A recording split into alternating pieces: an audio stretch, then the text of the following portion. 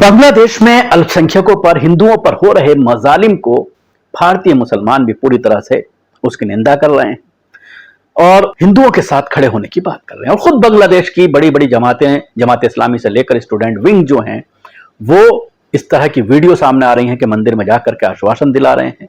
कुछ लोग हैं जो ऐसे मौके का फायदा उठा रहे हैं।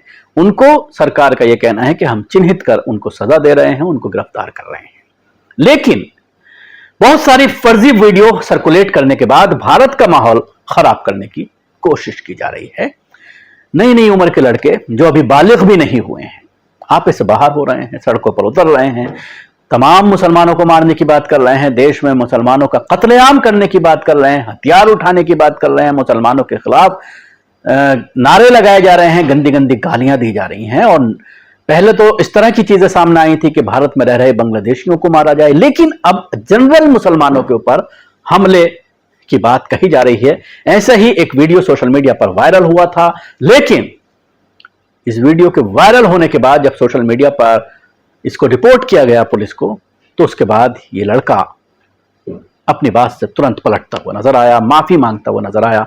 दोनों वीडियो में आपको दिखाना चाहूंगा। हथियार उठाना है, हिंदू का बचाना है, हथियार उठाना है। दिल लगा के डाबर का नाम मिटा दो, पावर का दिल लगा के डाबर का नाम मिटा दो, पावर का जान से टकराएगा, चोर चोर हो जाएगा, नाम से टकराएगा, चोर चोर हो जाएगा। हिंदू का बचाना है, हथियार उठाना है। कटिया सुपारी कटा है पान, कटुआ भागे पाकिस्तान, कटिया सुपारी कटा है पान, कटुआ भागे पाकिस्तान। जय श्री राम, जय श्री राम, जय श्री राम। मेरा नाम देवराज है। हम 11 तारीख को बांग्लादेश के खिलाफ रैली में गए थे। उस रैली में मेरे मुंह से कुछ गलत बातें निकल गई थी, तो अपने भारत के मुसलमान भाइयों को लिए नहीं बोला था।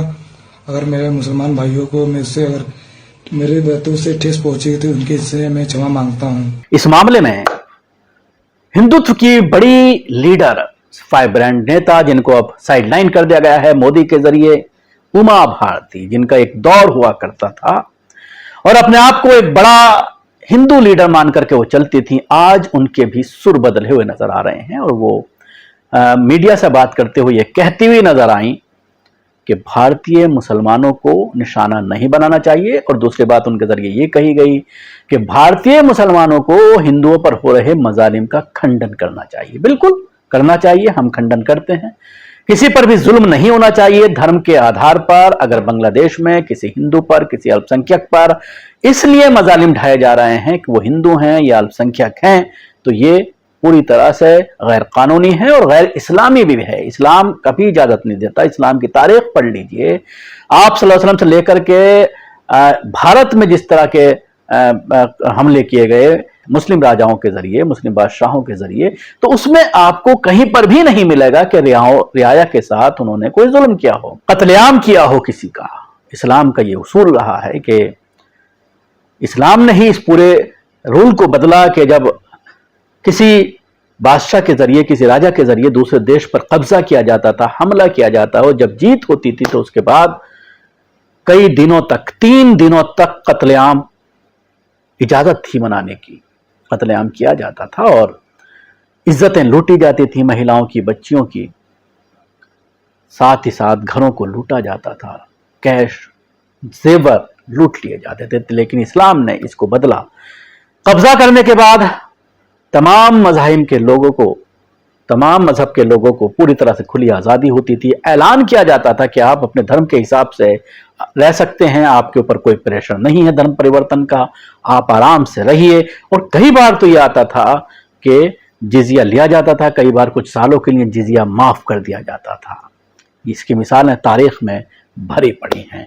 तो उमा भारती की मैं बाइट आपको सुनवाना चाहूंगा। दुनिया में जहां भी अल्पसंख्यक हैं, खास करके मुस्लिम देशों में, उनकी संख्या घटी है और हमारा एकमात्र देश है जहां संख्या बढ़ी है। और इसलिए पाकिस्तान और बांग्लादेश तो इसके लिए प्रमुख रूप से हैं। तो ऐसे समय पर जिस तरह से हिंदू समाज वहां सड़कों पर आ गया है, क्योंकि उनकी संख्या अच्छी है, वो ठीक से प्रतिरोध कर रहे हैं और हम सब भारत के हिंदुओं को उनके साथ अपनी एकजुटता दिखानी चाहिए। लेकिन इसका मतलब ये नहीं कि इसके लिए हम यहाँ के मुसलमानों को इसके लिए दोषी माने। यहाँ के मुसलमान रह रहे हैं शांति से हमारे साथ, लेकिन वहाँ पर जो उन पर अत्याचार हो रहे हैं उसमें यहाँ के मुस्लिम समाज को सबसे पहले बोलना चाहिए। मैं अपील करूंगी कि भारतीय मुस्लिम समाज के जो प्रतिष्ठित धार्मिक लोग हैं वो इस विषय पर विरोध जाहिर करें अपना। बिल्कुल इसी तरह की स्पिरिट की जरूरत है, जिस तरह से उमा भारती ने कहा कि भारतीय मुसलमानों को उसके लिए जिम्मेदार नहीं ठहराना चाहिए या भारतीय मुसलमानों को इस मामले को लेकर प्रताड़ित नहीं करना चाहिए, और इस तरह से भारत का माहौल भी खराब होगा, दंगे भड़केंगे, लोग परेशान होंगे। इसलिए बांग्लादेश के नाम पर हमारे मुल्क में आग लगाना, हमारे देश में आग लगाना, ये पूरी तरह से गलत है। उमा भारती के इस बयान का हम खैर मकदम करते हैं। शुक्रिया। आपको हमारी कोशिश कैसे लगी जरूर बताएं। हमारे YouTube चैनल को सब्सक्राइब करना ना भूलें, इसके साथ ही बेल आइकन जरूर दबाएं। अगर आप ये वीडियो फेसबुक पर देखना पेज को लाइक करें, उसके साथ ही फॉलो भी करें। धन्यवाद।